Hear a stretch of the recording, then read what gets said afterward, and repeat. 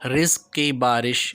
ایک صحابی خدمت اقدس میں حاضر ہوئے اور عرض کی، یا رسول اللہ صلی اللہ علیہ وسلم، دنیا نے مجھ سے پیٹھ پھیر لی۔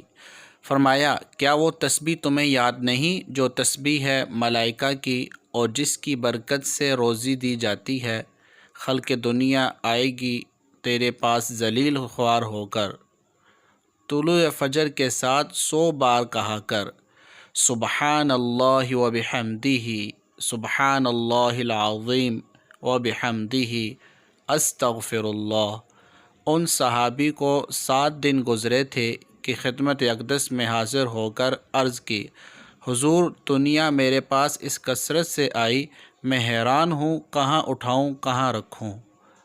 او کما قال النبی صلی اللہ علیہ وسلم۔